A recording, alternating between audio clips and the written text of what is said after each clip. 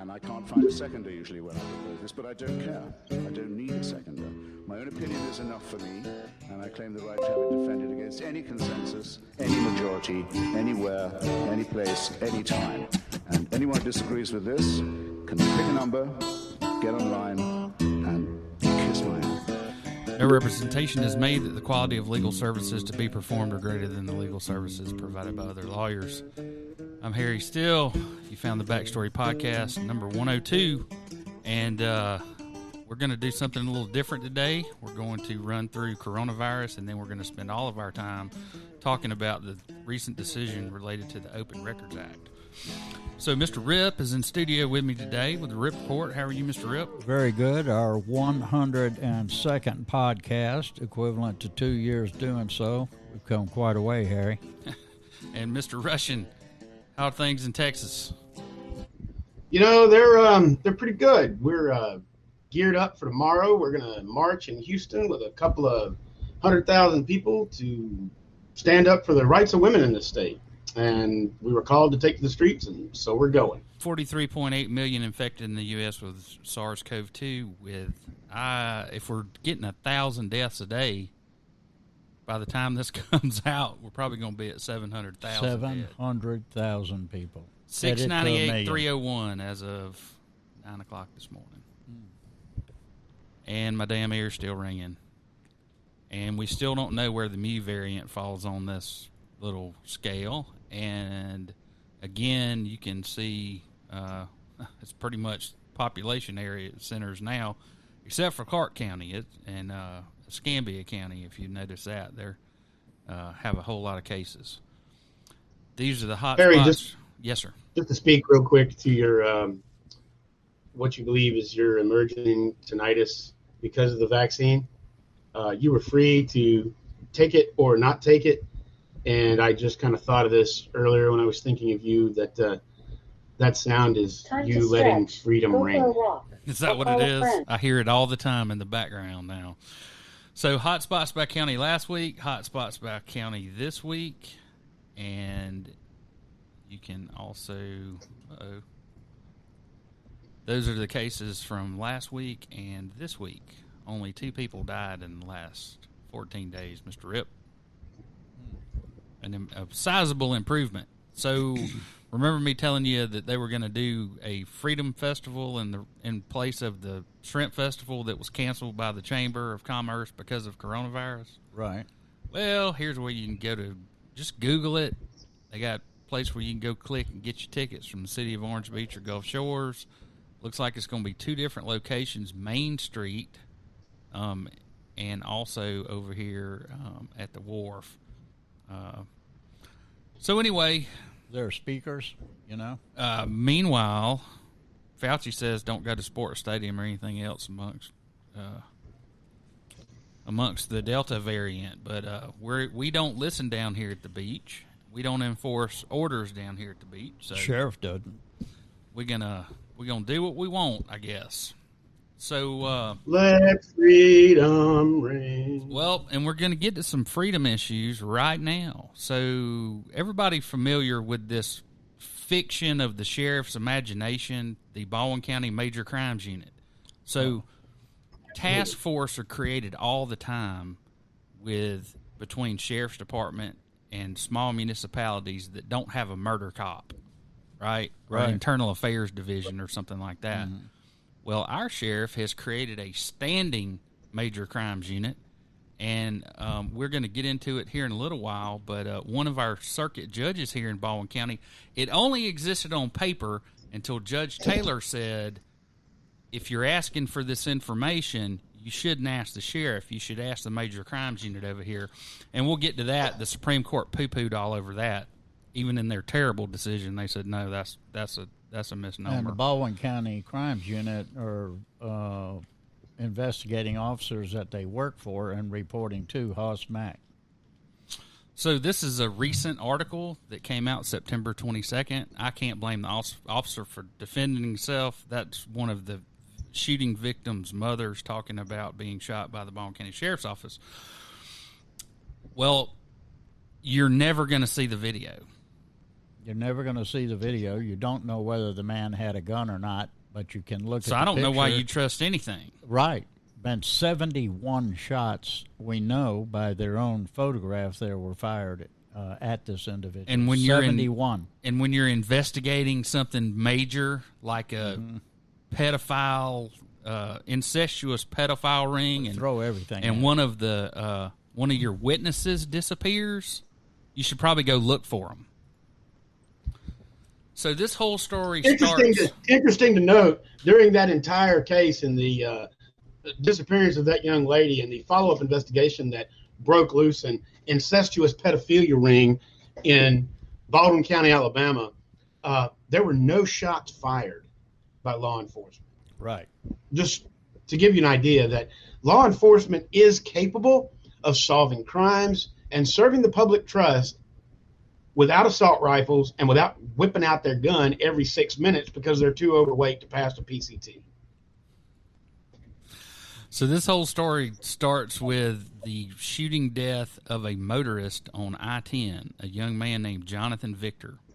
And the Laniap newspaper made a request of the sheriff's department that they release any and all information they had about it. And the sheriff's department declined. Not only did they decline, they said, matter of fact, we don't have this information. The Major Crimes Unit does. So when it goes to circuit court, the circuit judge agrees with him and says, yeah, you didn't ask the right people, and, you know, it's covered under this statute that says if there's an ongoing investigation, well, then they don't have to disclose it. Now, I could imagine some good reasons for that, but this case went to the grand jury.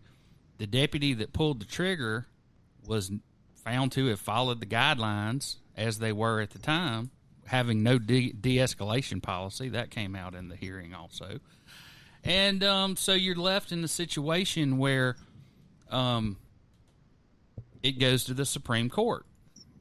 And this all started in May of 2017, and Sheriff Mack himself is the one that said that they had not any training at all in the de-escalation techniques in 2017. So Gabe Tynes is the man who's been following this story. We want to Lanyap. give credit where credit's due.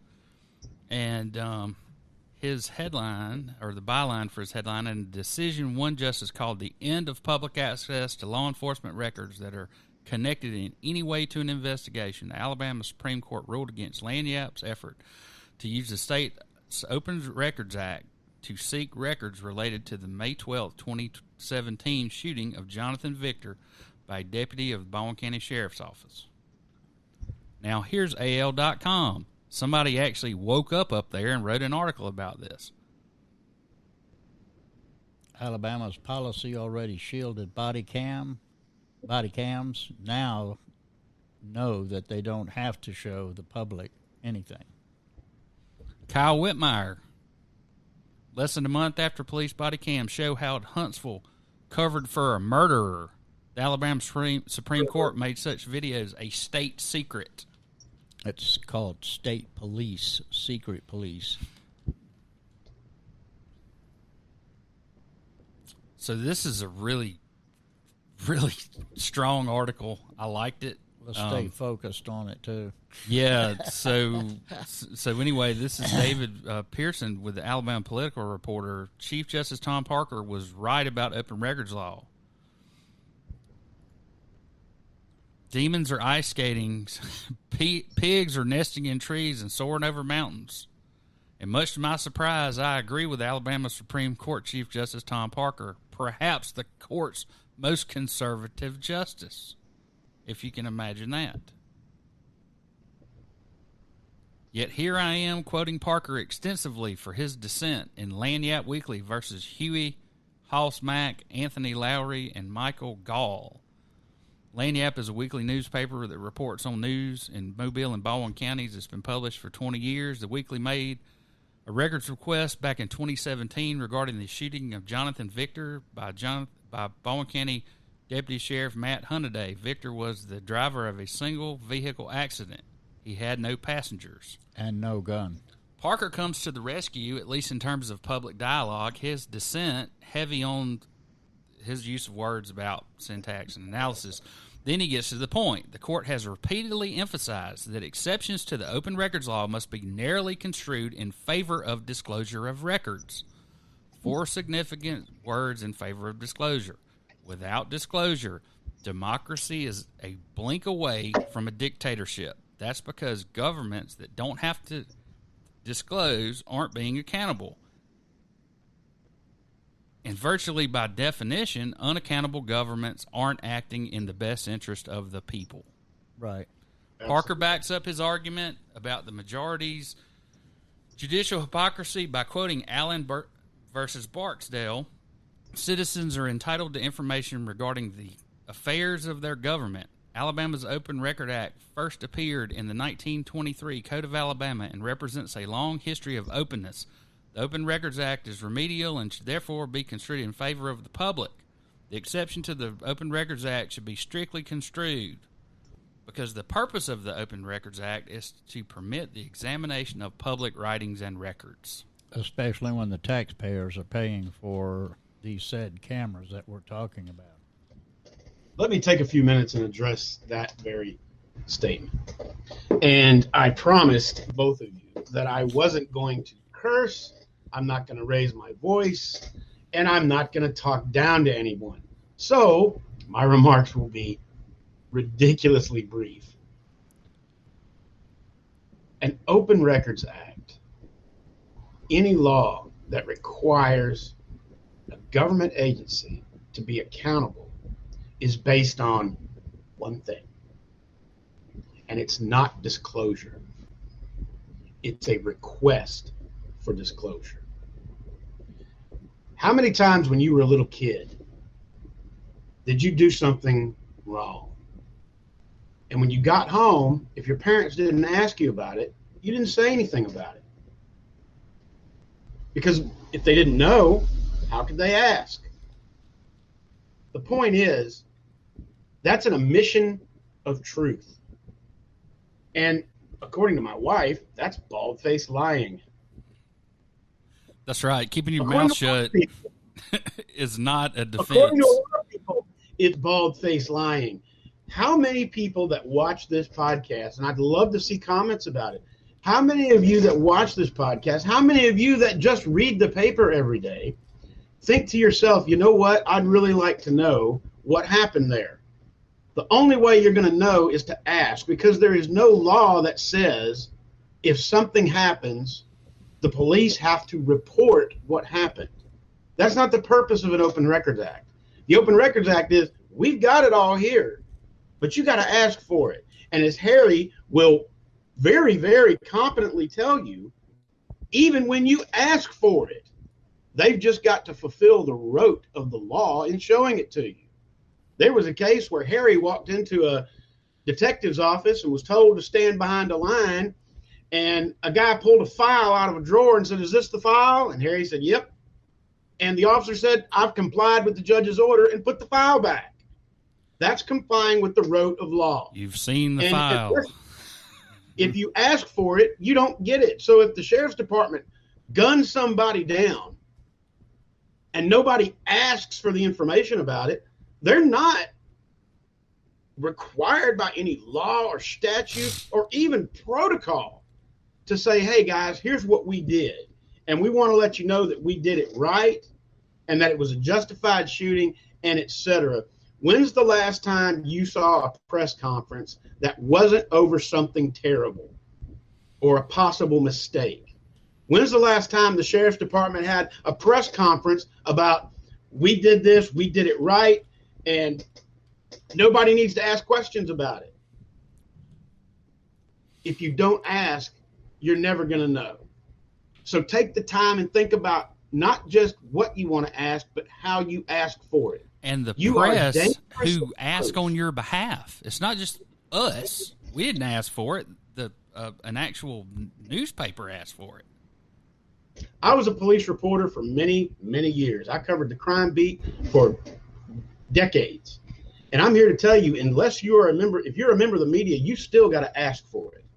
They're not just going to call you into their office and say, "All right, look, here's what went down," unless everything went right. You've got to ask for it, and you've got to look for it. I'm going to say something right now, and I hope it causes a lot of controversy. I have heard the audio from the Jonathan Victor shooting. I've heard the audio, and it's never going to be released along with the video. And I'm going to tell you, I won't divulge my source. I will not. And buddy, you better get a process server to come serve me with a subpoena if you ever want to know who I found out from. But the reason the sheriff doesn't want that information out is because his dispatchers and his officers on the radio had absolutely no idea whether Jonathan Victor was armed or not. But they said he was. No clue. They said he was. And the confusion. The 10 code that went out and said he was armed, which is why the SWAT team officer showed up and put him down. That's correct. And the information that goes back and forth between the central dispatch communication and the officers on the scene is so ridiculous. Right.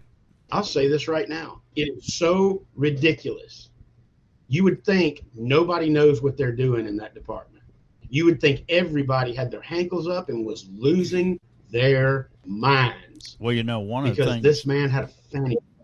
Yeah, and one of the things, too, Raines, when you talk about dispatching, when the medical people were asked to be dispatched to the scene, and they were talking back to their dispatcher, they were telling them, hey, be sure how and what you say to the sheriff's department very clearly, because they were scared already prior to the shooting.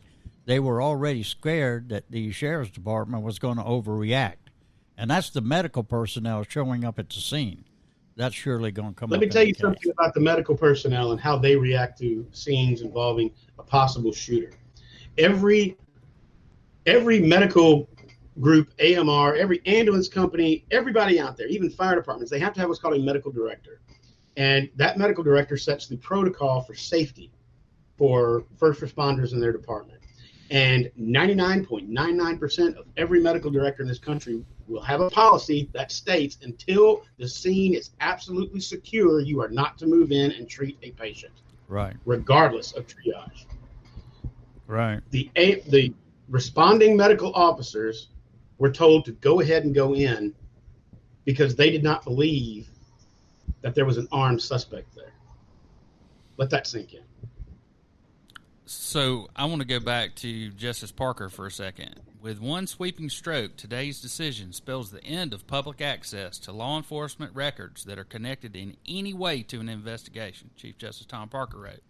I cannot sit idly by while this court shrinks the legal right of the people of Alabama to the vanishing point, and I especially cannot do so when the shrinkage flies in the face of text and precedent, he added. Parker was the lone dissent to the ruling.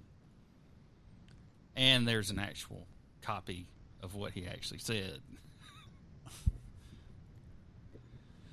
So, this is an article, and even the Decatur Daily News picked it up, right? This is an opinion piece. That's been covered all over the state. Alabama Supreme Court guts open records law, makes trusting police impossible.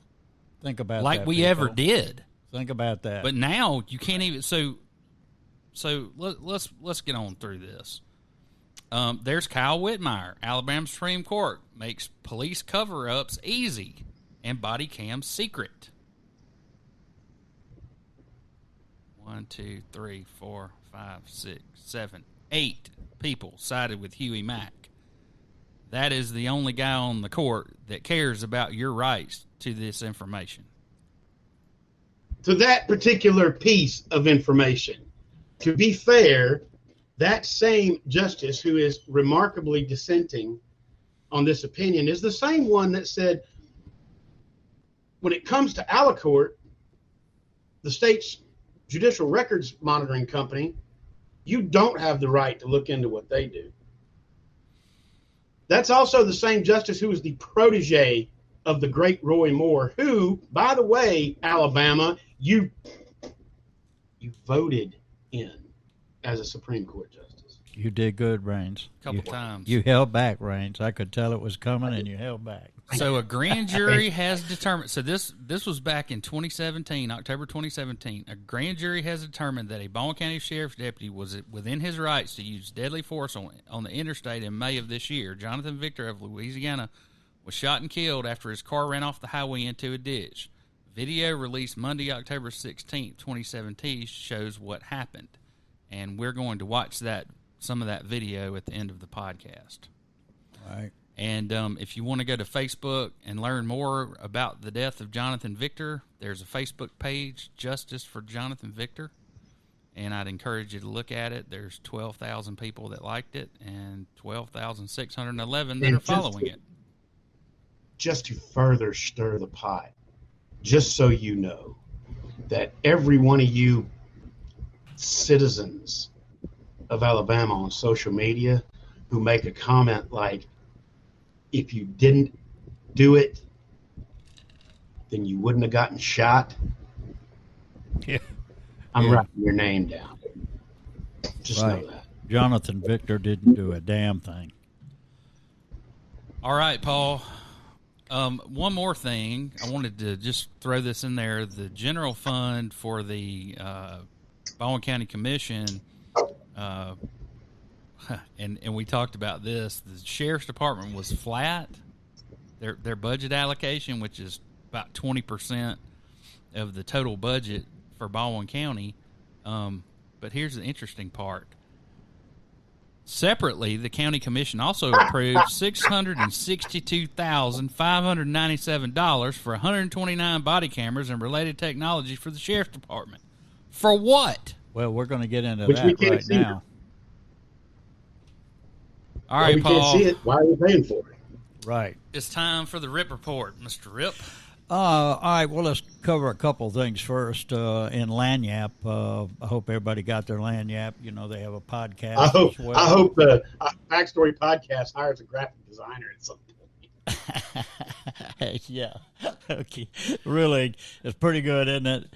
But that's all you have to do to distract. Hoss Mack is very good at distraction. He's a lot better at that than he is even a politician. But be sure to get your Lanyap, and you can read it firsthand. And know that we are speaking here in terms of many, many different newspapers that have written on this. This is not the RIP Report's writing, but this is. This week's RIP Report is Secret Police, Sheriff Huey Boss Mack, and you can get that on ripreport.com. It's a very long post, however, it documents the abuse of power in police department running without a throttle, any accountability or transparency. The allegations, death, and incarceration of an innocent man, combined with the ultimate power of the sheriff, should be the concern of every citizen in Baldwin County. This is not police bashing. This is pointing out serious existing and reoccurring situations that are resulting in major lawsuits where the taxpayer will be the loser. And if you've ever noticed about local politicians, what they do is that they will mention something about immigration or abortion to get you sidetracked. But if you'll read the ripreport.com and you see what we put down there, this is a accumulation of the articles. And citizens should never fear from openly criticizing elected officials, especially when their conduct is costing lives. And that certainly is the truth with Baldwin County Sheriff's Office. Now, I might get your security pass revoked. Right. And then all his pals help him enforce that. And Sheriff Hoss Mack was the solicitor of the $700,000 worth of cameras in front of the county commission. And he stated in front of them that the cameras would protect the police and citizens alike. He further went on to say that it would promote accountability and transparency within the Baldwin County Sheriff's Office. He then promptly took the check, cashed it, and now we know that his words were hollow, and his actions have generated the lawsuits that we see, resulting in deaths that are going to end up with multi-million-dollar verdicts.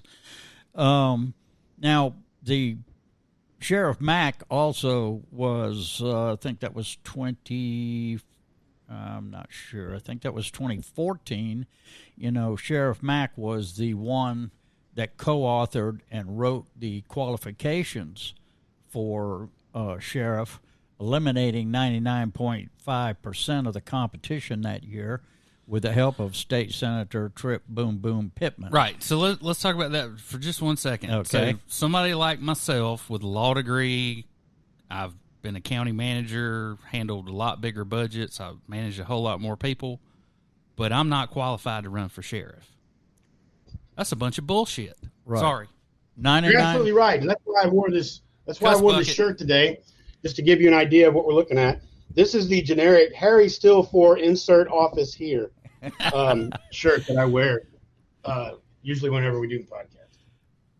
And that brings Damn us fine looking shirt. Yeah, and that brings us to the back to the Jonathan Victor case that we were talking about, and Sheriff Mack at the time admitted in a deposition that the sheriff's department had no de-escalation techniques taught to any of the sheriff's department. This was 2017. How could that possibly be true?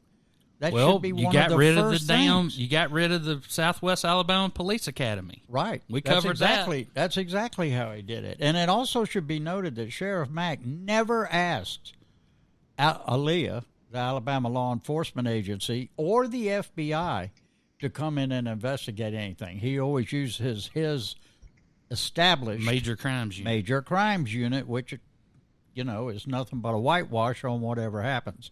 But getting back to the Jonathan Victor, one of the articles in Gulf Coast today stated Judge Cassidy, who is hearing the case, who, quote, is saying, without question, the standard for excessive force is clearly established against Hunniday. He was the sheriff, and that plaintiff has made an adequate showing that this is a kind of reoccurring situation presenting an obviously highly predictable potential for violation that can trigger liability for failure to train, even in the absence of pattern of violations.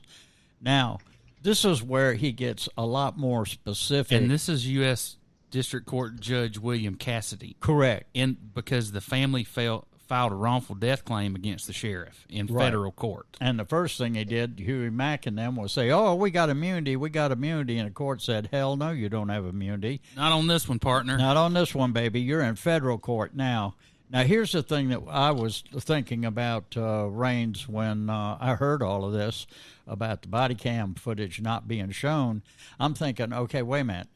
You have a federal court that is now listening to this Jonathan Victor case, and the federal judge has made his position very clear on immunity, and he goes on to say this. Withering observations about Hannaday's behavior in the minutes before he shot Victor, an unarmed man acting strangely after a one-car accident on the side of the interstate, illustrates exactly why it is so important for the public to be able to see body camera footage and other information in controversial cases. Now, the federal court is going to be privy to information that the sheriff is already trying to withhold with his withholding information. So what is going to be the federal court's position when they see the actions of the sheriff? Taxpayers better get ready to open up their wallets. That's all I got to say. The Victor case is moving on, and we'll certainly be watching it. I compliment Lanyap for pursuing the Opens Records law, and I hope they continue to do so. Another case that's written in the RIP report. Now, what I did in the RIP report was I tried to list all of these incidents together. Mr. Victor was the first one. Robert Yates, in March of 2018, was shot to death by the Baldwin County Sheriff's Office. And in the Lanyap article of that year, I think that was by Gabe Times, it's quoted as saying, by this time, defendants were dead set on killing Yates. And at about 6:30, the decision was made to breach Yates' residence with all of the SWAT team's firepower, although the situation was not extrinsic. Nor was there an emergency, nor had Yates threatened anyone's life since firing a single warning shot inside the house. Based on bullet holes in Yates' home and shell casings found outside the residence, The Swiss cheese mobile home. Yeah, the SWAT team members shot up the home with their military-style weapons without probable cause, as Yates had been silent for several hours.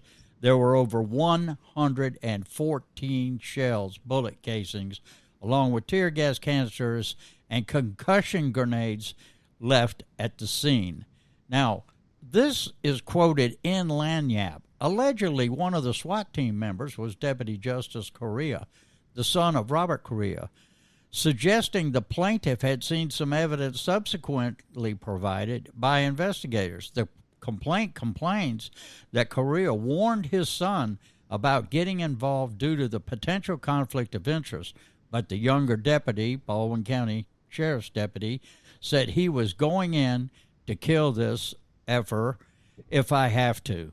The police shot over 114 rounds. Now, the Yates case... Go ahead. Executed. I'm just going to keep saying that over and over about Mr. Yates. And the legal if you process, don't do what law enforcement tells you to do in Baldwin County, your life is forfeit. I'm telling you, if you get stopped by Baldwin County Sheriff, on your head, stay do whatever in the car, you got to put do. Your hands on the wheel, get out, lay on the ground, do what the hell they tell you. Now, and if you don't, your life is forfeit. And in the Yates case, this man was killed for eviction. That was the legal process that they were handling. It was handed down by Judge Scully. Executed for eviction. By Judge Scully, and many have questioned the authority and the procedure Scully followed. Developments in the standoff last night in the Barnwell community, which ended with Baldwin County deputies shooting and killing the suspect after he fired at them twice. News 5's Debbie Williams joins us now live from Barnwell. And Debbie, you were at a press conference today on the investigation. What started this whole thing yesterday? Well, we are still early in that investigation, so investigators weren't able to share with us a whole lot about what happened. But what we did learn is that deputies had arrived at Robert Yates' mobile home yesterday to remove him from the property. There was an eviction process that started more than a year ago. We also got our first look at his home today, and we talked to neighbors about what was going on before and after the shooting started. This is Robert Yates' mobile home.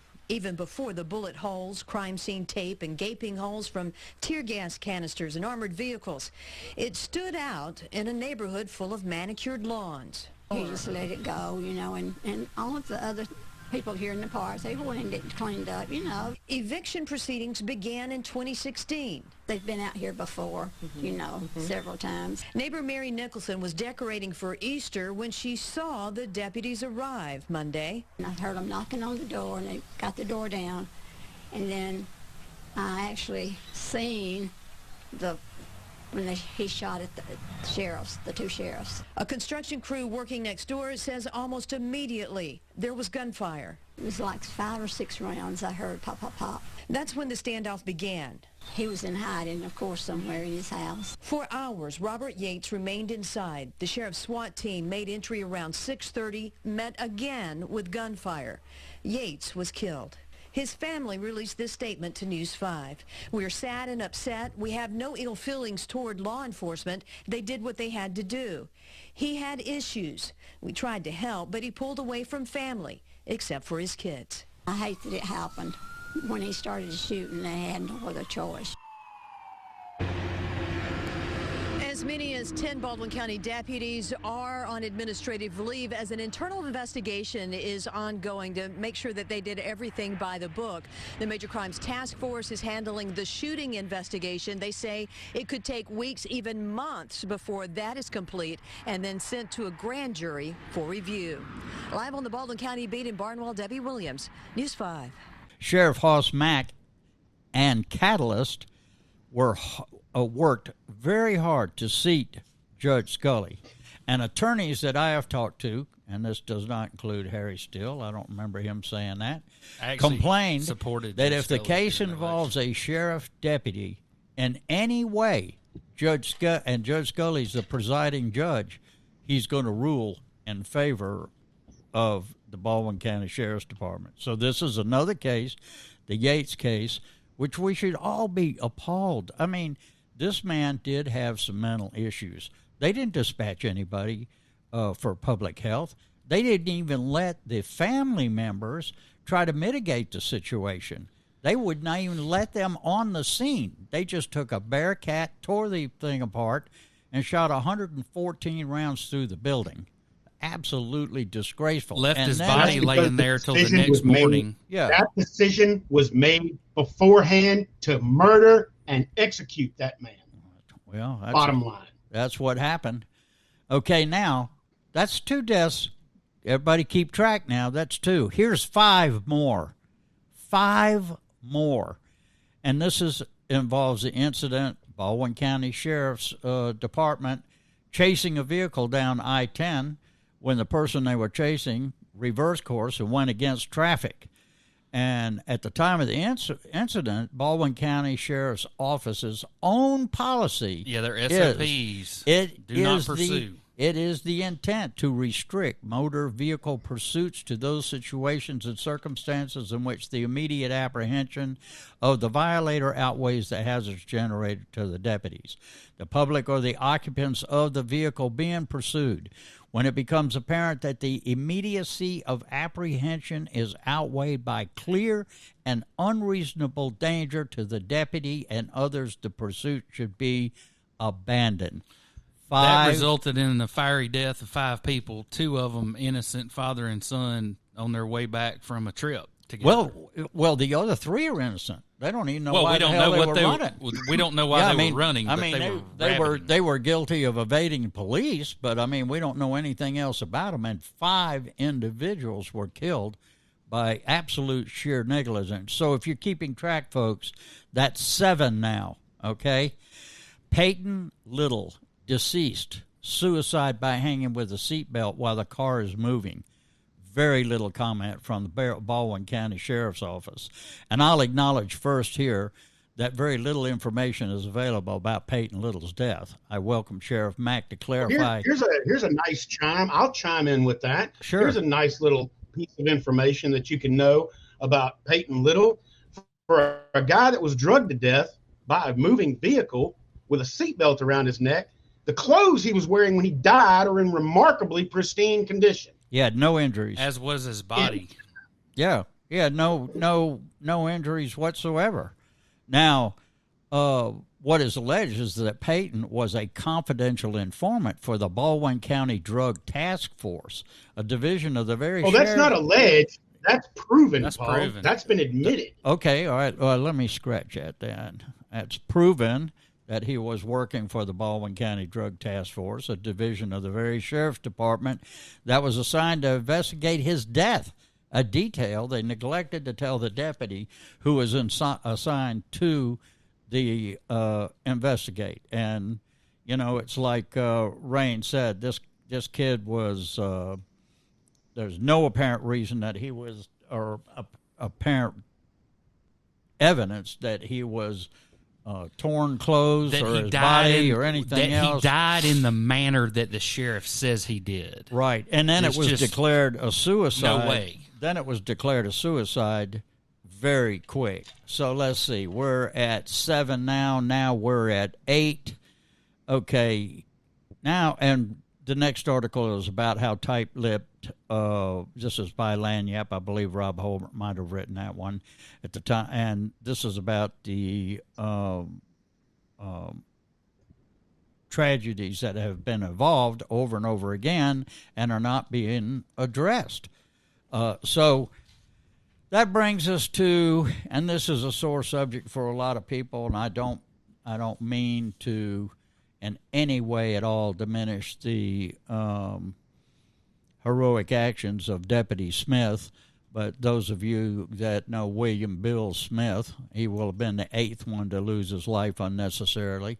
This was a tragedy that should have been prevented. Deputy Smith was dispatched to cover the Fort Morgan area on a four-wheeler after kilos of cocaine had been reported washing ashore in that area.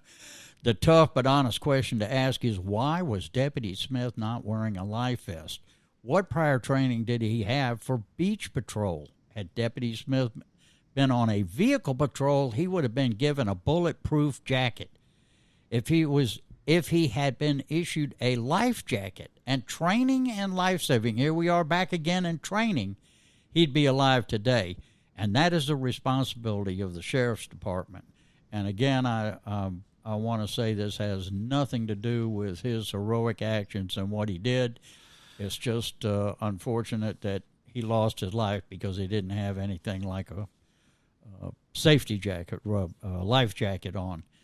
All right, now we come to case. That's because Boss Mack believes in his heart of hearts that the only two things a deputy needs to enforce the law in Baldwin County is an AR and a CV, an AR-15 and a Crown Victoria, both of which can easily be weaponized. Life jackets, those are life-saving materials, not life-taking. And the deputy was dispatched out there for what? Looking for cocaine. Give me a break. Yeah, but remember what funded it? Yeah. The county commission appropriated special money for patrolling the beach to enforce the governor's don't come to the beach order that the sheriff then decided not to enforce. Right. Those are the funds that were available for him to start beach patrolling when all this cocaine started washing up. You can't drive a boat without a life jacket for every individual in the boat. Think about how basic we're talking. All right, another one that comes up, and this is not a death, but is a slow death, and that's of Murray Lawrence Jr., who was railroaded and falsely incarcerated. He still is incarcerated. So, and we're going to be really delving into this in the future here. The lead investigator at the time was Captain Hoss Mack, and Lawrence was sentenced to life without parole, no gun, no witness, no fiber, no fingerprints, no blood, no DNA, no nothing but baseless allegations and dealing with the devil. Dealing with the devil is a term that the prosecutor used in coming to the conclusion of the case. Mr. Lawrence had multiple witnesses as to his whereabouts. However, his fate was already sealed due to the color of his skin. Sheriff Mack's funeral home handled the body of the victim. In the strangest of circumstances, Sheriff Mack also knew the victims of the family and the real killer's family. This distortion of justice is going to turn up one day on a TV crime show and in a book. You'll not believe the incompetence of the justice system in Baldwin County. Currently, the case is headed to the Innocence Project, thanks to attorney Rebecca Chambliss. Stay tuned. We're going to be discussing and cussing this case in depth in the very near future, and I would be amiss not to mention that... Cussing this case in depth? Did you say cussing this case in depth? Because if so, this is the guy you need on it. Pardon me? Did you say cussing this case in depth? Because if you did, yes, she doesn't need to be working on it. I do. No, well, I'm including you in that, okay? And I would be amiss not to mention that Harry helped considerably on this thing too, for us to get it to the Innocence Project, and we may be working on this for the next couple of years, but we're going to get this man out because he's in there innocently for sure. So one of the most hilarious things, if there is anything hilarious about a man sitting in home in prison since 2006 until today, is that the former district attorney who prosecuted this man bragged to the newspaper saying, "Oh yeah, it's no big deal to bring in a second pathologist. As a matter of fact, my last capital case that I tried, we had a situation where there was, I proved that a gun was used to kill the victim, even though we didn't have the gun or a murder weapon, and overcame the fact that the pathologist in Mississippi said he was strangled." That was David Whetstone, and guess who the judge was? Long and joined at the hip, buddy.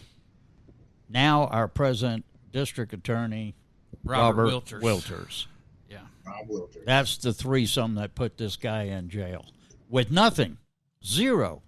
They knew. Well, they had testimony from his co-conspirators, alleged co-conspirators, the people who actually perpetrated the crime. Right. As I imagined it. Well, that's the unfolded. only person that pointed the finger at him was the one that did commit the crime. Now, there's also other, as Harry mentioned, there's other articles that are related to the Opens Records Act. Two of those are in Lanyap this week, so I encourage you to go to those and read those directly and everything. It will tell you a little bit more about what's going on. But I close my article by saying that Sheriff Mack is the number one elected official in Baldwin County that needs to be voted out of his position. We need a new sheriff that is not connected to the good old boys, which is Catalyst, or selected by Hoss Mack for a replacement, because that's what they like to do. Sheriff goes out and then he handpicks somebody just as bad as him to takes over. Now, we deserve more in Baldwin County than a secret police force. Sheriff Mack is the most politically powerful person in Baldwin County. He supports Catalyst, and he is their sheriff. Sheriff Mack is so intertwined with Catalyst that he can pick and choose which candidate will be nominated and for what position. The county commission has had a hands-off policy when it comes to the Baldwin County Sheriff's Office. This has been a mistake. Recently, the county commission awarded a contract. When I say recently, like last week, they awarded a contract to Mack Funeral Home, which is Sheriff Mack's private business funeral home, a contract with the county to handle deceased persons or unclaimed or come under special circumstances become the responsibility of the county.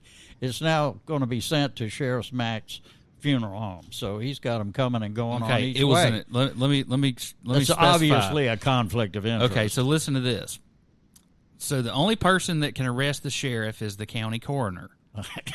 This contract was an approval by the county commission of an agreement between the coroner and Mack Funeral Home. So guess who the coroner works for in his regular job? The sheriff at Mack Funeral Home. I mean, you can't make this up. I mean, you just can't make this up. You think, what type of insanity is going on here? If that is not a conflict of interest, how in the hell the county It's commission... like the county buying $6 million worth of property from the county attorney. Really, what in the world were they thinking? Look, 9 lives have been lost. An innocent man's been incarcerated for 16 years. The only explanation, or what I call whitewash, from the sheriff's office is from his major crimes unit, which is investigating fellow officers that report to Sheriff Mack. Sheriff Mack never asked the FBI, and he is highly critical of asking ALEA, the Alabama Law Enforcement Agency, to come in to investigate these. He does not. He hands it over to his hand-picked major crimes unit. That is why we have multiple lawsuits that have been filed against the Baldwin County Sheriff's Office, one of them being federal. What you have read in the RIP report and what you're going to hear in the RIP report has been described by secret police by lawyers and judges. Not my words. My words are that we're living in Baldwin County, which now is a police state. With that being said, Paul, I'd like to expound a little bit on this by asking you a few questions. Sure. You served honorably in the United States Marine Corps as a perimeter sniper downrange in Vietnam, correct? Correct. Did you attend any of the Marine sniper schools at Pendleton and Lejeune?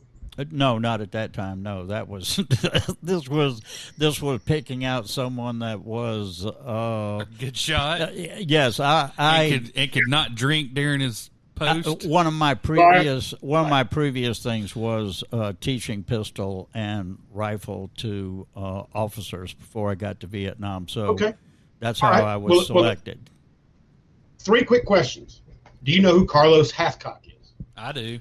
Oh, that sounds familiar. Isn't he the sniper that Yeah, in Vietnam killed killed that lady. ton? Yeah. Killed a ton. Or Eric England, same way, same guy. Well, not same guy, different guy, but he was one tour. He did almost 100 kills in one tour. He was another Vietnam sniper. He was great. Have you ever heard of Ludmila Pavlichenko? No. The Battle of Leningrad? No. Ludmila Pavlichenko was a Soviet army sniper. She was the female. She was the angel of death. Oh, yes. I know who you're talking about. One of the things that Ludmila Pavlichenko taught just by her actions is something that the North Vietnamese army taught the Viet Cong. That is, if you're a sniper, don't shoot to kill. Mm-hmm. Shoot to wound. Ludmila Pavlichenko loved to use a tactic that she thought up on her own, in that knowing that she's facing a large enemy force, if she wounds someone, 2 or 3 other soldiers will come to that person's aid, and then instead of 1 kill, she gets 4. The North Vietnamese army and used Soviet advisors and trained the Viet Cong into saying, look, if you wound 1, it'll take 10 Americans to carry that 1 out. So you effectively maybe not killed anybody, but you've taken 11 people out of the firefight. We are of that same school. And I'm going to tell you right now, we have absolutely no chance of taking down the Roy Moores and the Hoss Macks of the state of Alabama. All we can do is wound, and we're watching politically who comes to their aid. And if you don't think for 1 second that every one of us snipers on this podcast is not paying attention to who flocks to the stretchers to pick up the pieces that people like Hoss Mack leaves behind, you are doing something terribly wrong. And let me add, and you're so right. You're so right, Raines, about that, because at one time I was in Way during the Tet Offensive and on a sniper team, and that's exactly what the guy told me. He said, do not shoot to kill, shoot to wound. And another thing is, people need to realize that Mr. Victor, Jonathan Victor, who had the accident there at the highway, was shot when he was 7 yards away. That's 21 feet away from the officer, and he was shot 4 times, and he was not holding a weapon. And the first round blew his damn thumb off. This guy's a sharpshooter. No, what happened was he put that gun across there. He started squeezing on the trigger, and his blood rate was running so high, he just pulled down on it and shot him 4 times before he even knew the damn gun went off. And then Hoss Mack gave him an award for it. Disgusting. And unfortunately, the county commission, just like the straw man issue, just like the Baldwin County sewer issue, they're going to kick the can down the road thinking everything's okay. But it's like Rain said, there's going to be some snipers out here that are going to wound him. It's going to get into court. And if court awards millions of dollars to the Jonathan Victor family, then maybe we can get the attention of the general public and the county commission. Yeah, they lose a couple of those lawsuits, it's going to have the county commission's attention, because while the sheriff is a state constitutional officer, all of his funding comes from the people of Baldwin County through the Baldwin County Commission. So also, the sheriff as a state He's constitutional not going to pay. officer has been denied sovereign immunity. So believe you me, if it comes down to damages, all of you people that voted for Huey Hoss Mack are going to be paying for his problems. That's right. You're going to be getting in your wallet for these. And that's just the one we're talking about with Victor. Remember, 7 people were killed, and there's like 3 or 4 lawsuits that are floating around here. So we're going to see where it goes. Hopefully someone is going to pay attention. It looks like the entire state is over this one issue anyway. I'll hand it back over to you, Harry. So, Brains, there's a hour and a half long video that I want you to go watch only 42 people have watched it at this point. But the League of Women Voters of Alabama had an online convention back in July, and they had, among other people, the Association of County Commissions Executive Director, Sonny Brassfield, and that's a fancy way of saying he's their head lobbyist. And so anyway, they were talking about Senate Bill 165, and this is the bill that Senator Cam Ward introduced to update the open records law. Right. Cam left to go be the director of the Department of Pardons and Paroles for Alabama and handed the bill off to Senator Orr. So it was introduced in 2020. COVID cut it short. Last year, y'all know what the hell happened. Basically nothing. And by the time the legislative session ended, SB 165, there were 12 versions of the bill. And the things that were holding them up were penalties, to an organization that didn't comply. Who do you appeal to? What are the costs? And number 4, the easy answer would be, after the grand jury has concluded its inquiry, that would be the time to release said information, such as it was in the Jonathan Victor case, which they still refused to release it. So anyway, a lot of the players in this thing, the Alabama Press Association, the State School Board Association, the Association of County Commissions, and then the 300-pound gorilla, literally. Have y'all ever met Bobby Timmons? No. He makes me look like Schwarzenegger. I look like a damn Greek god compared to him. Anyway, he's the head of the Alabama Sheriff's Association, and then the ACLU was in this on this. I guess you'd call it a Skype call or whatever is how they did their convention. But you should definitely go check that out. It's some good information in there, and certainly, with this decision coming down right before the special session in which they're considering all kinds of stuff, this would have been a good one to pick up, blow the dust off of, and get it handled during the special session, as opposed to 8 months of blackout for everybody. Oh, no, we don't have to turn over anything. Well, guess what? They're not going to. Do you think that anybody in any sheriff's department is going to look at this ruling as anything but a total win? We don't have to turn over anything unless we want to. They don't have to do anything. I was going to try to attend the county commission meeting coming up this week and address them, but I have 3 separate VA appointments on the same day, so I'm going to have to go for that. But I want people to think about this. You got $700,000 worth of taxpayer money for those body cam cameras. Now, what should happen is the county commission should call up Hoss Mack and tell them, say, hey, bring those damn cameras back because you're not using them in the way that you said you were going to use them. No, the county commission needs to come up with their own policy about what is public on one of their cameras. Right. Real simple. Period. That's it. The county commission supplies you with a camera. That camera is public and should be available to the public under any FOIA request. And pick a county outside of the state of Alabama and duplicate their policy, because almost every county outside of the Southeast, say, I think Texas is pretty strong on open records on things like this. Well, also, Escambia County and counties around us Go ahead, Raines. I'd pick a different state. We're not exactly the model for transparency here in Texas.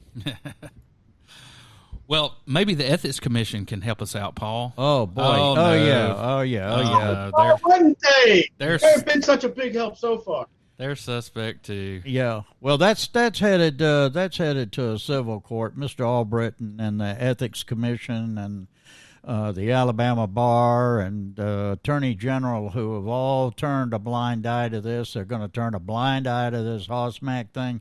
Sooner or later, they're going to be in the sights of somebody that they can't get away from. With me today on my right is Sheriff Huey Hoss Mack of Baldwin County Sheriff's Department. On my left is Chief Ed Delmore with the Gulf Shores Police Department. Chief Delmore is the chairman of the Major Crimes Unit Board. Next to Chief Delmore is Judge Beatty, who's captain with the Daphne Police Department, and he is the deputy commander of the Major Crimes Unit. The grand jury of Baldwin County on October 13th concluded their deliberations for the October term and returned their report, and the pertinent part of the report that we're here about is as follows. We also received extensive testimony and reviewed evidence relating to the law enforcement shooting death of Jonathan David Victor by the Baldwin County Sheriff's Corporal Matt Hunniday, which occurred on May 12, 2017 on Interstate 10. We unanimously find that Corporal Hunniday was acting within the scope of his duties and training, and the use of deadly force by Corporal Hunniday to protect himself and numerous others present from an apparent deadly threat was entirely justified. Now, all law enforcement related shootings are reviewed by the Baldwin County Major Crimes Unit, and in this case, this was also reviewed by the Major Crimes Unit, and no investigators that participated in the investigation were from the Baldwin County Sheriff's Department. The investigation was headed by Judge Beatty and also by Chad Lambert with the Gulf Shores Police Department. The grand jury heard numerous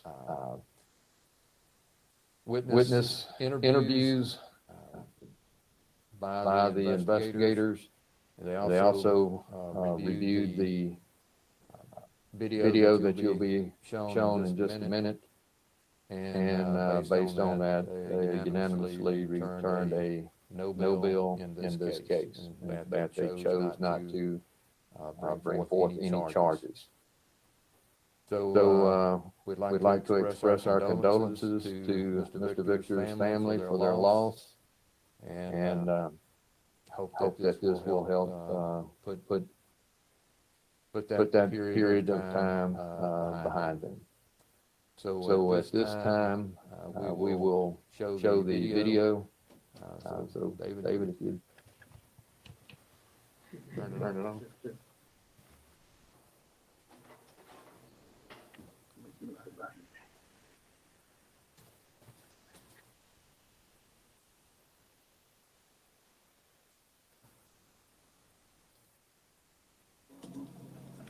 Now it's not gonna work. There's that sheet now. Stop the shit. We start shooting. Yes, I got that. I see him in front seat. He's coming over the seat. He's coming over the seat. Step out. Drop your head. Drop what's in your head. Drop it.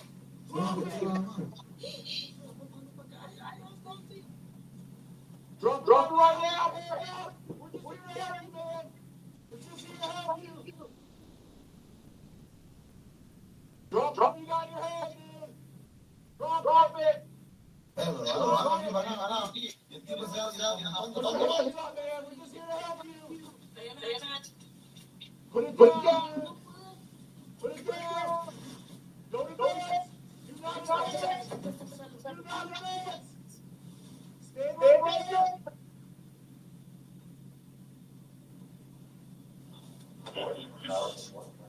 Man, don't fucking do it.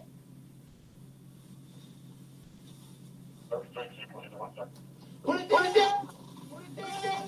Put it down right now. Put it down. Put the fucking hands up.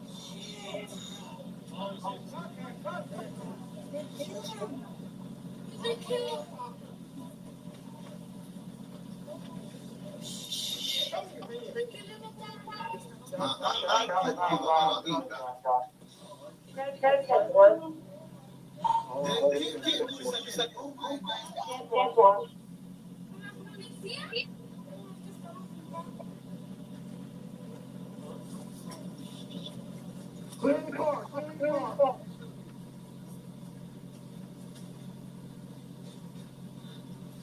Tommy, please. All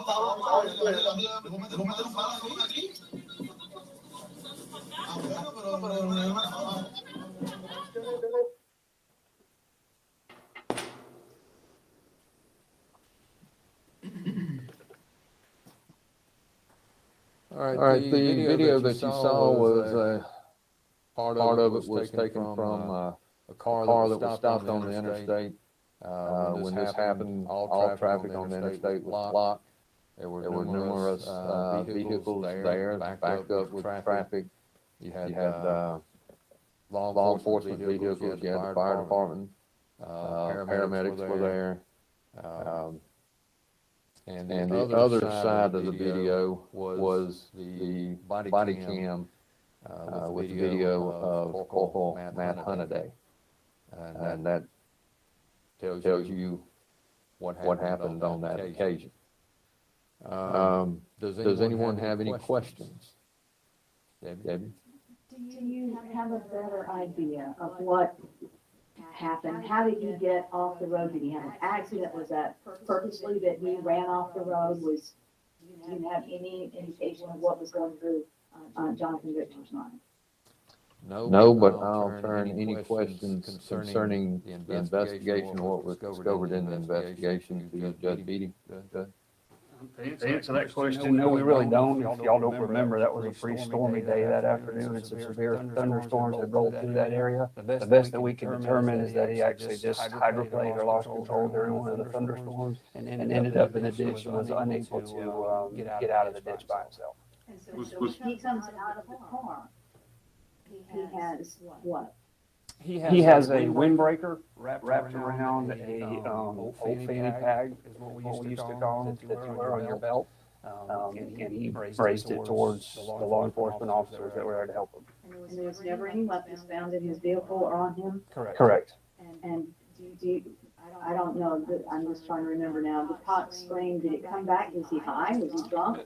There were some narcotics in the system. I don't remember the names of them off my mind. But yeah, there was residual at least amounts of narcotics in the system. Sheriff, what's been the situation with Corporal Hunniday? Is it pronounced Hunniday? Yes. And has he been back at work? Has he been this entire time on off duty, or what's this situation? Yes, during the initially from the initial standpoint, of course, he was placed on leave during the internal affairs investigation, which was conducted by the Baldwin County Sheriff's Office Professional Standards Unit. Standard procedure. Once that unit had determined that he had acted within scope and policy, he's been back at work, fulfilling his duties with the Sheriff's Office. What was involved, and did he get some counseling? I imagine it's pretty emotional and stressful, and officers are involved in these kind of situations. Yes, part of our review process is to, of course, you give the officers some time off, allow them to kind of collect themselves. And I emphasize what District Attorney Wilker said, our condolences go out to Mr. Victor's family. Also, law enforcement goes through this as well. And so that's part of our process is to evaluate the fitness for duty, if you will. That's part of the investigation that we do. And we monitor that. And once everything is cleared, then the deputy goes back to work. Sheriff, talk about his training, training all these officers go through. I mean, we hear the voice, we hear what's going on, and it's graphic. I mean, he was doing everything he could from what we could hear to stop this man from doing whatever he was going to do next. Well, Corporal Hunniday has been with the Baldwin County Sheriff's Office for 13 years.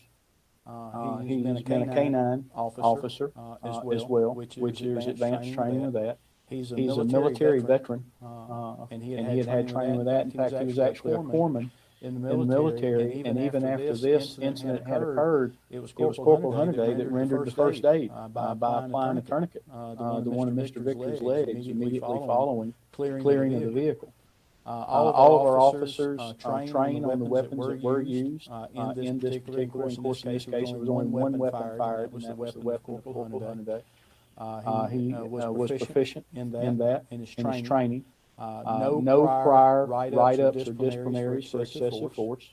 That's once again part of what we look at in the background investigation as well as the investigation at hand. So he had went through and he was he's a good deputy sheriff, and we feel that he acted within the scope and policy of the Baldwin County Sheriff's Office. We hear that, I imagine anybody, even all the training we have, we hear that nervousness that I really don't want to do this type, in his voice. I mean, Well, you're exactly right. I think you alluded to the language that was used. We refer to that as command language. When you hear that, you know this is a serious situation. I'll let you count the number of times that he said, "We're here to help you. Please put it down. Please don't do this. Please stop." All of those were a way to communicate to Mr. Victor, don't carry this to the next step. And that's common. That's what you're trying to do. One aspect that law enforcement trains every day, all around the country, is the use of deadly force. But it's the one thing that we train on that we never want to use. Everything else we train on, we want to use. Helping people, investigating crime, doing those things. Unfortunately, these instances do happen. I don't know if this is a question for you or for the district attorney. Grand jury came back on Friday, is that correct? Yes, ma'am. They reported Friday morning, late Friday morning. I'm sure you shared this information with the family, with Victor's family. We've been in contact with Mr. Victor's family today to let them know the grand jury's findings. I believe we talked to their attorney and not directly to the family. So you have no idea of their reaction? No, ma'am. No. What time did you talk to them? Was it this morning? It was this morning. Right before this? Yes, ma'am. Will there be any pending lawsuits that you're aware of from the family? They had, I think, obviously, got an attorney seeking further legal action, or is this case closed? I don't know what their intentions are, but the Monday after the shooting on Friday, a lawyer contacted the sheriff's department, and I believe also contacted the major crimes unit. initially the reports were that maybe the victim here was attempting to commit suicide. Was that ever brought up to the grand jury, or was that part of the investigation? I cannot tell you what was presented to the grand jury, but that was part of the investigation. Mr. Victor had some injuries to both wrist areas. There was a small pair of scissors found in the car that had blood on and could have been the weapon that was used by him to cut his wrist. So you think he did that while he was driving? We don't know. There doesn't appear to be any injuries as a result of the car wreck. And the only injuries are to both wrists. So I don't know whether it was done before the wreck, after the wreck, or just when. There wasn't a lot of detail about the history of this person, where he was going at the time, where he was coming from, going to, what his business was, going towards Florida. Were you able to determine any of that along the way? Yeah. We weren't, but we were never able to talk to him family to get that information. Scheduling and the attorney, several different reasons. This is a split family too, isn't it? Not just his parents are divorced, and you've got two different sets of parents. His parents are divorced. And it makes it more difficult, I'm guessing. We were dealing with the family attorney, so I don't know what their internal schedule was. And Sheriff, could you, going back to the, if you didn't see the video and you just heard the voice, you hear the urge, can you characterize, the officer seems to be begging this guy not to do what he's doing. Can you characterize that a little bit further in detail? Well, once again, I think it's indicative. All law enforcement trains for this, but no officer wants to do this. And so it literally is an action of last resort. And I think you, once again, you now get to stand here and you see the culmination of months of investigation.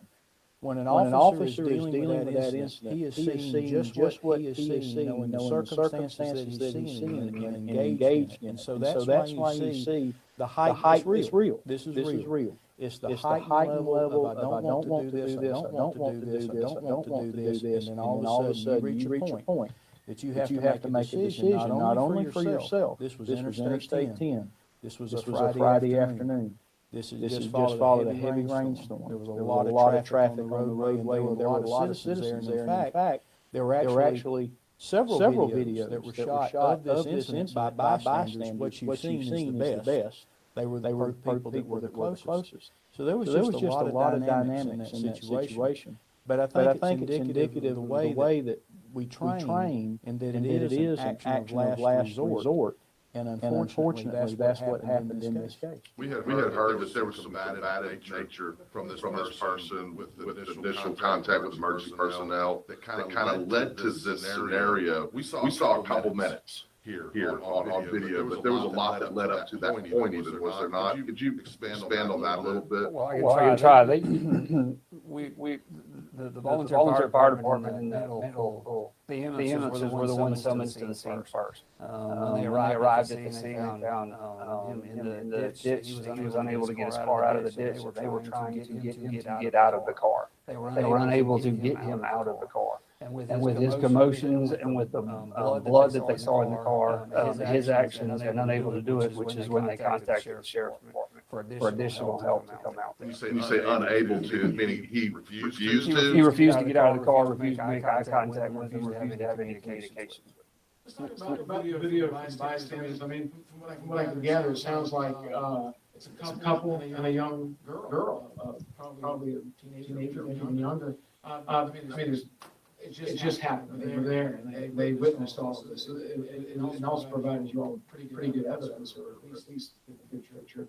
I mean, did you get a chance to talk to them about? I mean, they witnessed this thing. It was pretty graphic, especially for that young girl. I could hear it in her voice. We interviewed him that night and talked to him. We left our contact information. So as far as I know, they've been in contact with us since then. But if they need, anything they need, they're more than welcome to contact us. We'll definitely do what we can to help. Because that's got to be traumatic for them also. Did they give you the video? Did you have questions in a way? Like Sheriff said, there were numerous videos that night. Some of them, voluntarily turned it over. Some of them, wanted to kind of keep it and not give it to us, which we had to. But eventually, everybody cooperated with us. We got all the known videos from that night. I heard I think it was the father and the man in the car. Once it transpired, I heard in Spanish. He said, "This is not good for us." He says that. I don't know what that means. This is going to be something you just wrote it out. Yeah, I don't know. Do you know where they were from? The people that I don't know off the top of my head.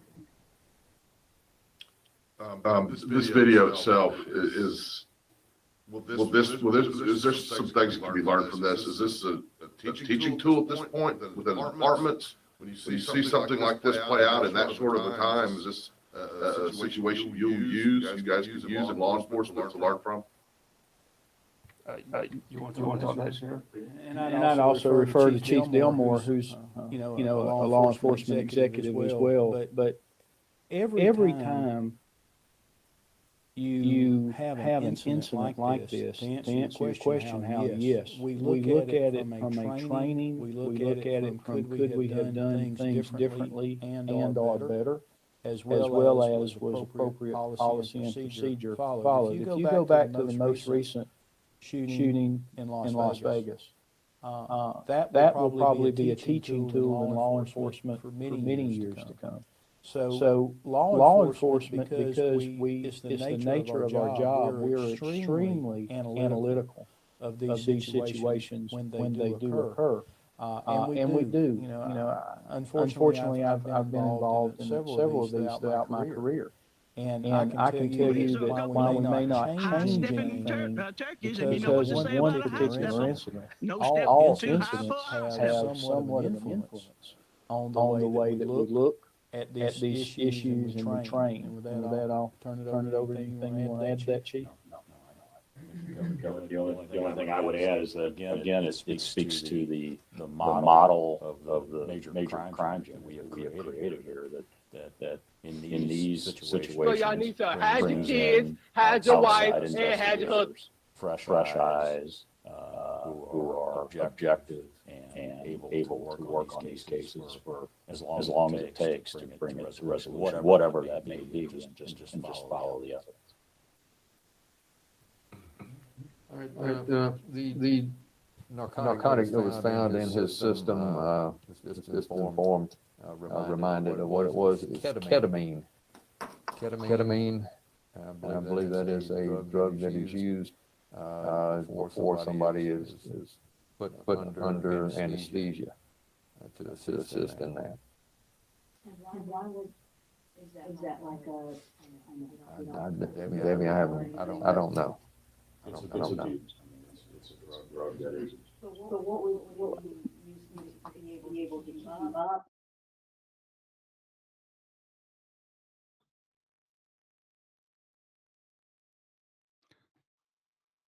But here's what we know now. He was given that drug by the paramedics. Would be like energy kind of deal, or is it Or of a depressant, I would say. If you're using it to put somebody to sleep, it would, in my opinion, would be something to kind of relax you and make you more susceptible to the anesthesia. Nothing more was found in the vehicle, it was just found in the system. It's found in the system, nothing in the Nothing vehicle. else in the vehicle. All right, gentlemen, I have a copy, ladies, a copy of the grand jury report for you. At this time, if there are no other questions, we'll conclude this press conference. Thank you for coming. Covered. The only thing I would add is that, again, it speaks to the model of the major crimes unit that we have created here, that in these situations brings in outside investigators Instead of the ABI. fresh eyes, Instead of the ABI, who are instead of the objective FBI, instead of an and able to outside work on source, these they cases form for their own to as long as it investigate takes to bring themselves. it to resolution, whatever that may be, and just follow the evidence. I tell you what, Senator Tripp Right, Pittman told me one Oh, here we time- go. Narcotic that was found in his system, was just informed, reminded of what it was. Make sure to just It's toss ketamine. that in there. Make sure to Ketamine, toss that in there. I believe that is a drug that is used. Ketamine that was given to him after the before somebody fact. is put under anesthesia to assist in that. Not gonna do it. And why would, Not gonna do is it. that like a, I know, you don't. Debbie, I don't know. I It's don't know. abused. I don't know, but it's abused. Yeah. Not that Jonathan Victor was abusing it, because and the who gave paramedics Who administered gave it it to him? The paramedics. Paramedics. But the district attorney's insinuating that Jonathan Victor was on it. Wake up, people. Wake up. This is not one incident. This is 7, 8 people that lost their lives in different incidents. And don't think that we didn't want to talk about a whole lot of other issues today, but we've covered this because we want you to go home and think about how you would feel if you were told that your loved one was shot dead by a police officer and you can't see the video. And this happened by a trained officer that shot somebody 7 yards, 21 feet from him, without ever seeing a weapon. Like I said, you don't comply with the Baldwin County Sheriff's Office when they tell you to do something, your life is forfeit. Right. Or your security clearance, Harry, Or or your security pass something is like that. You can be revoked, sure that you're going to see some pushback. And maybe a little bit harder for Sheriff Mack to show some pushback this time because he's got every major newspaper in the state talking about it. And hopefully the county commission will stop allowing Sheriff Mack free reign over the entire county, because right now we're living in a police state. And I'm going to end it there before I get pissed off anymore. All right, Raines, any closing words? I'm walking for women on Saturday. My whole Good. family is. I'm going to be out there walking the walk as a call to action, because unlike many people, I do things outside of social media to support what I believe in, and I encourage you and everyone else that listens to this to do the same. Hey, this whole thing has been watch this and hold my beer. What are you talking about? Yeah, really. All right, guys. Well, it's a very serious podcast today, and we hope you take it as such, and we hope you enjoyed it, and we hope you learned something, and we hope you'll pick up the phone and call your Baldwin County Commission and call your state legislators and tell them this is something that we got to get taken care of pronto. Now. Now. Have a good weekend, folks. Y'all have a good one.